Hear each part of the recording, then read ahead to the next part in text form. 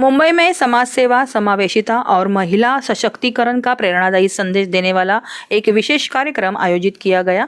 Rotary district 3141 द्वारा आयोजित इस कार्यक्रम में ओलाइंका हकीम बाबालोला की प्रमुख उपस्थिति रही। मुंबई के जुहू स्थित रोटरी सेंटर में आयोजित इस कार्यक्रम में समावेशिता, समान अवसर और नेतृत्व जैसे महत्वपूर्ण विषयों पर विशेष जोर दिया गया। जिला गवर्नर डॉक्टर मनीष मोटवानी के नेतृत्व में यह कार्यक्रम सफलतापूर्वक संपन्न हुआ। इस कार्यक्रम में महिला रोटरी अध्यक्षों की बड़ी भागीदारी देखने को मिली। वही विशेष बच्चों द्वारा प्रस्तुत नृत्य और कला प्रदर्शन ने उपस्थित सभी लोगों को भावुक कर दिया। उनकी प्रस्तुति ने जज्बे और आत्मविश्वास का प्रेरणादायी संदेश दिया। वही कार्यक्रम के दौरान महिलाओं को नेतृत्व के अधिक अवसर देने और उन्हें समान भागीदारी सुनिश्चित करने पर विशेष चर्चा की गई। साथ ही के नागेश ने भारत में रोटरी की भूमिका पर प्रकाश डालते हुए महिलाओं की भागीदारी बढ़ाने का आह्वान भी किया। कार्यक्रम में रोटरी फाउंडेशन के लिए उत्कृष्ट योगदान देने वाले Rotary club of Bombay pier और रोटरी क्लब ऑफ बॉम्बे का सम्मानित किया गया। इस अवसर पर संदीप अग्रवाल को रोटरी का सर्वोच्च सम्मान सर्विस अबाउट सेल्फ प्रदान किया गया। पालघर, वाड़ा, डहाणू और बोईसर के क्षेत्र के आदिवासी समाज के लिए उनके कार्यों की विशेष सराहना भी की गई।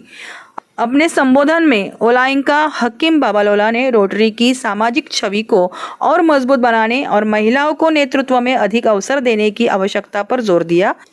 कार्यक्रम का संचालन डॉक्टर इंदुमती गोपीनाथन इन्होंने किया और जबकि आभार प्रदर्शन मोनिका ग्रोवर इन्होंने किया। आता तुम्ही आमचा डिस्ट्रिक्ट 3141 आहे रोटरीचं, हे सर्व विश्वमध्ये नंबर 1 डिस्ट्रिक्ट आहे आणि आपलं रोटरी इंटरनॅशनल प्रेसिडेंट इलेक्ट ओलेइंका जे आलेले आज, त्यांनी सांगितलं की त्यांच्या नेतृत्वात कमीत कमी 30% रिप्रेझेंटेशन होणार आहे आणि त्याच्यासाठी ते ऑलरेडी अपॉइंटमेंट सुरू केलेलं आहे आणि त्यांचा RI बोर्डमध्ये मोर दॅन 30% अपॉइंट केलेलं आहे। पण आता काय आमचा दृष्टिकोन आहे की रोटरीमध्ये रिझर्वेशन करून स्त्री येणं महत्त्वाचं नाही आहे। बिन रिझर्वेशन क्वालिफाय होऊन आपल्या काबिलियतमध्ये प्रूव्ह करून यायला पाहिजे, ते इम्पॉर्टंट आहे।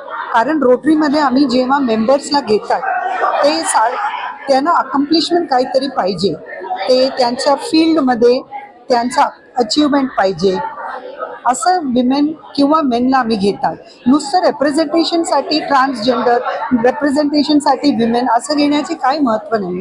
दे हॅव टू बी क्वालिफाईड। ओलाइंकांनी मध्ये त्यांच्या भाषणामध्ये संवेदना प्रकट करताना म्हटलं की आपल्याला सुशिक्षित महिलांची पदावर जास्त गरज आहे।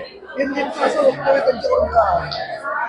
मी समजलं नाही। त्यांनी त्यांच्या भाषणामध्ये काय सांगितलं की आपल्याला एज्युकेटेड क्वालिफाईड विमेन, हे वक्तव्य त्यांचं का?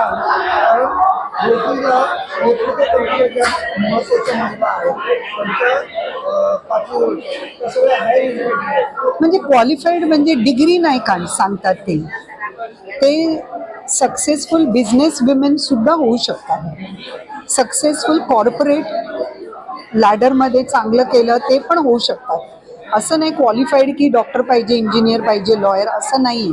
त्यांचा केपेबिलिटी त्यांना दाखवायला पाहिजे, त्यांचा ट्रॅक रेकॉर्ड असं असायला पाहिजे की त्याच्यात काबिलियत आहे, मग त्यांना ते येऊ शकतं। म्हणजे जर रोटरीमध्ये जर महिलांना पुढे यायचं असेल तर त्यांच्यामध्ये काय ॲबिलिटी असेल असं तुमच्या रोटरीचं ठरलं? एक तर त्यांचं मी जसं सांगितलं रेकमेंडेशन पाहिजे। रोटरीमध्ये डायरेक्टली अप्लाय करून कोणी येत नाही।